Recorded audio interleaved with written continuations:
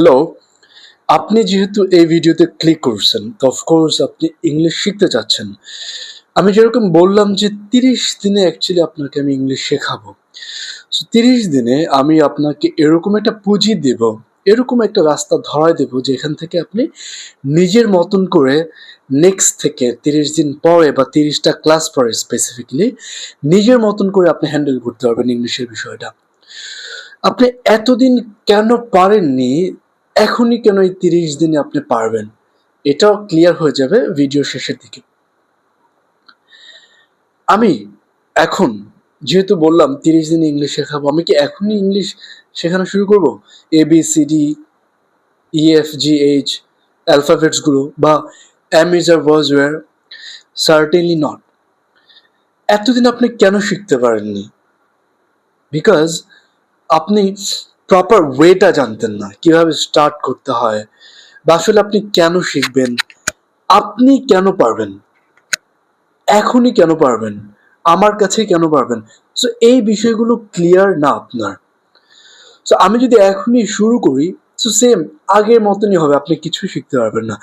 So আপনাকে প্রথমে জানতে হবে যে আপনি কোন ডিসিশনটা, মানে ইংলিশে যে ডিসিশনটা শেখার, এখানে আপনি কি কি ফেস করতে পারেন, আপনার মেন্টালিটি কিরকম হওয়া প্রয়োজন, আমাদের যে জার্নিটা আমরা কিভাবে শেখাবো, এবং আপনার ইংলিশে শেখাটা কেন প্রয়োজন, কি কি বেনিফিটস পেতে পারে, এই বিষয়গুলো যখন হ্যান্ড ইন হ্যান্ড কাজ করবে, যখন এই বিষয়গুলো ক্লিয়ার হবে, তখন আপনার ইংলিশ শেখাটা অনেক স্মুথ হবে।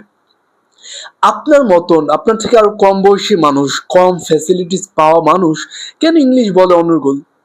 বিকজ সে এই বিষয়গুলো না, তার এই ডটসগুলো মিলে গেছে, এর জন্য সে পারে। আপনার এই ডটসগুলো মিলে নাই, এর জন্য আপনি যদি একেবারে বিগিনার্স হন, কিছু পারেন না, কোথা থেকে শিখবেন? স্টপ। আপনার কোথা থেকে শেখা লাগবে না। এই যে আমি ৩০ দিনের একটা কোর্স করতেছি, ৩০ দিনের একটা ভিডিও পুরো ফ্রি, এই জায়গায় জাস্ট ফোকাস করেন। আপনি যদি ৩০ দিন পর কিছু না পারেন, you come back to this video, আপনি যা বলেন আমাকে, আল take it.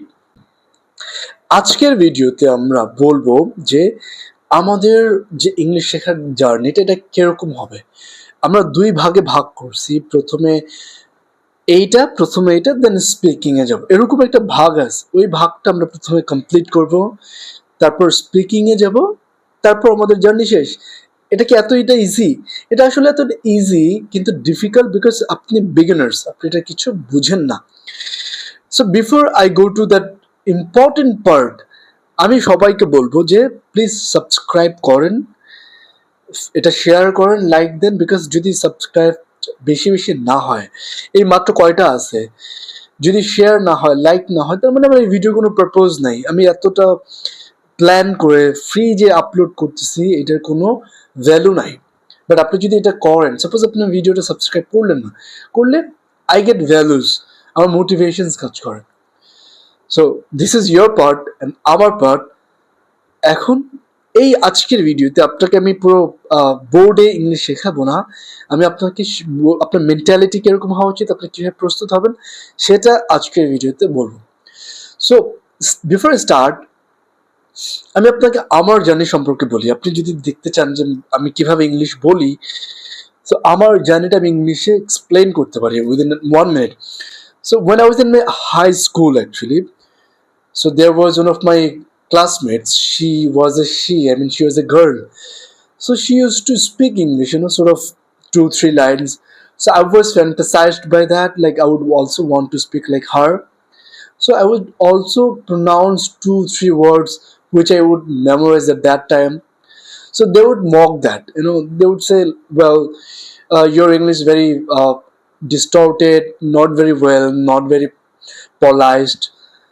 But I kept speaking. But at that time, within few days, I got to know about the importance of it. And of course, we watch cricket. So in that time, I used to notice that the commentators, they would speak in English, and this is an international language. So it attracted my attention. It drew my attention. So I would try to emulate people.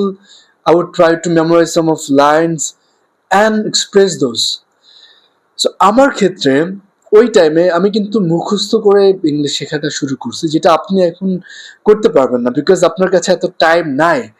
I had a lot of time, আমার অনেক সময় ছিল, but আপনার এত সময় নাই। আমার কোনো ম্যান্ডেটরি ছিল না এটা শেখাটা। আপনার হয়তো অনেক ম্যান্ডেটরি, এটা শেখাটা শেখাই লাগবে। সো আপনাকে একটা রুলসের মধ্যে দিয়ে যেতে হবে, অফকোর্স। সো এই ছিল আমার জার্নিটা। আমি ওইভাবে শেখাটা শুরু করি 2000, আমি যখন হাই স্কুলে থাকি ইন 2016-17, আই কন্টিনিউড দ্যাট। তো এখন আমি বলতে পারি, আমার মনের ভাব প্রকাশ করতে পারি, মানুষের সাথে বুঝতে পারি। And it took a lot of hard work. আমি অনেক প্র্যাকটিস করছি, এখন করতেছি, এর জন্য আমি বলতে পারি। এই যে এখন আমি এই কথাটা বলার কারণটা হচ্ছে যে, আপনি যে ইংলিশ শিখতে যাবেন, আপনার মনে হবে যে না, আমি পারতেছি না, এত ভোক্যাবস, না এত সেন্টেন্স মেকিং, না এত এটা, এরকম আসবে আপনার সামনে। এবং এরকম আসলে আপনি ছেড়ে দিতে পারবেন না, ছেড়ে দেওয়ার উচিত হবে না। এটা আসলে অনেক ব্রড, অনেক ভোকাবস থাকতে পারে, কিন্তু এর মানে এই না যে ওই ভোকাবস আপনার জানা লাগবে। একটা মানে আমি ভাত খাবো, এটা আপনি যদি একভাবে মুখস্থ করতে পারেন, মানে বলতে পারেন, ইটস এনাফ। এটা 10 ভাবে বলা যাইতেই পারে, বাট আপনার 10 ভাবে শিখতে হবে এরকম না। ঠিক আছে? সো একভাবে শেখাটা ইম্পর্টেন্ট। ওই একভাবে আপনি যখন শিখবেন, তখন ওই 10 ভাবেটা শেখাটা আস্তে আস্তে চলে আসবে আপনার মধ্যে। তখন আস্তে আস্তে হয়ে যাবে। হ্যাঁ, কারণ আপনার প্রথমে 50 জনের সাথে পরিচয় হলে তাদের নাম মনে রাখতে পারবেন না, অফকোর্স না। বাট একজনের সাথে পরিচয় হলে তার নাম মনে রাখতে পারবেন, অফকোর্স। সো এই হচ্ছে চ্যালেঞ্জেস আপনি ফেস করতে পারবেন। দেখেন, বাংলাদেশে অনেক বড় ক্রিকেটার্স, অ্যাক্টার্স, তারা কিন্তু অনেক ইংলিশে বলতে পারে না, কিন্তু তাদের রিসোর্সেস কিন্তু অনেক, তাও বলতে পারে না, বিকজ তারা সঠিক ওয়েটা হয়তো জানে না, বা তারা ওই টাইমটা, প্র্যাকটিসটা হয়তো দিচ্ছে না, যেটা আপনি যদি দেন আপনি শিখতে পারবেন। Got it? তো এবার আপনার ব্যাপারে বলি, আপনি যদি ইংলিশ বলতে চান এই বয়সে এসে, আপনাকে একটা সলিড রিজন থাকা লাগবে। আপনার আপনার কোনো একটা কারণ থাকা লাগবে এটা শেখার, কোনো ইমিডিয়েট বেনিফিটস পাওয়া লাগবে আপনার, নয়তো এটা আপনার জন্য খুবই ডিফিকাল্ট হবে। I must tell that. আপনি এখন বাচ্চা না যে আপনি এটা একটা ভাষা শিখে ফেললেন, নো। আপনার যদি এখানে একটা রিজন থাকে, রিজন কি হতে পারে? আমি হায়ার স্টাডি করবো, আমি বাহিরে যাব, আইএলস দেব, আমি স্যালারি ইনক্রিমেন্ট লাগবে, আমি জব চেঞ্জ করব, মাল্টি ন্যাশনাল কোম্পানিতে জব করব, আমি নিউজ রিপোর্টার হবে, এটসেট্রা। আপনার কোনো না কোনো একটা সলিড রিজন মাস্ট লাগবে in in this point of your life, যেটা আপনাকে মানে কিপ কন্টিনিউ, আপনাকে হেল্প করবে যে বজায় রাখি, শেখার চেষ্টা করি। আমার আছে, কঠিন লাগলো, আমি ছেড়ে দিলাম না। আপনার মনে হবে যে ইস, আমি তো হায়ার স্টাডি করবো, আমার শিখতে হবে বাই হুক অ্যান্ড ক্রুক। এরকম একটা সলিড রিজন থাকা লাগবে। এরকম একটা রিজন বার করেন আপনি, যে কোনোভাবে একটা রিজন বার করেন।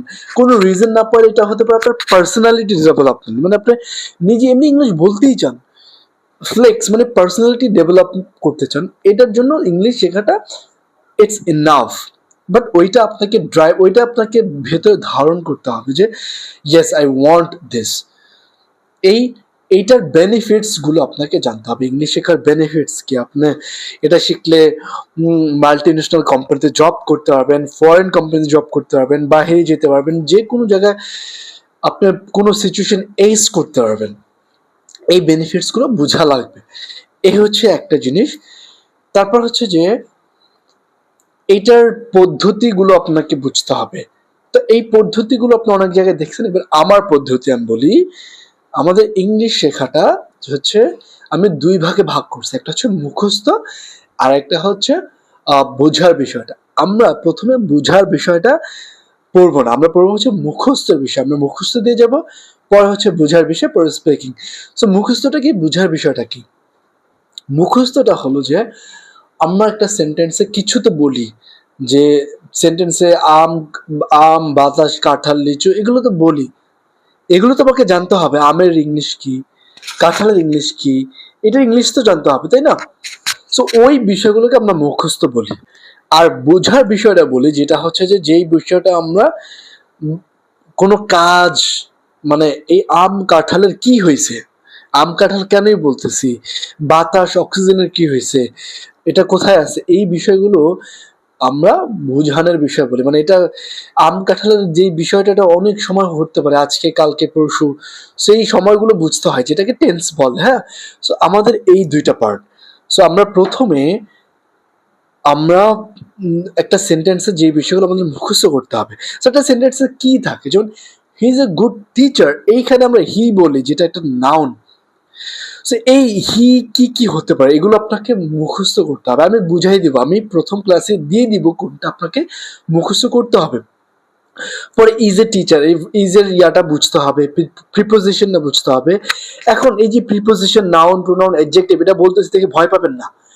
আমি সেকেন্ড ক্লাসে যখন যাব, যখন এগুলো দিব, জাস্ট আপনাকে আপনার যে কাজটা আসলে বুঝে মুখস্থ করতে হবে, অনেক ইজি। আমি আপনাকে বুঝাই দিব একদম A to Z কিভাবে কি করতে হবে। সো প্রথম দিনে আমরা মুখস্থ যে প্রথম কয়েকটা ক্লাসে আমরা মুখস্থ করব, খুবই ইজি। পরে আমরা আস্তে আস্তে বোঝার চেষ্টা করব, পরে সেন্টেন্স বের করবো, একদম গ্যারান্টি 1 মাসে আপনি ইংলিশ বলতে পারবেন। সো এই হচ্ছে আমাদের প্ল্যান। আমি আরো বড় করতে পারতাম, কিন্তু করলাম না। সেকেন্ড ক্লাসে আমরা একেবারে রাইটিং এ চলে যাব, যে আসলে কিভাবে শুরুই করতেছেন আপনি। So I hope you like it, make sure to subscribe it.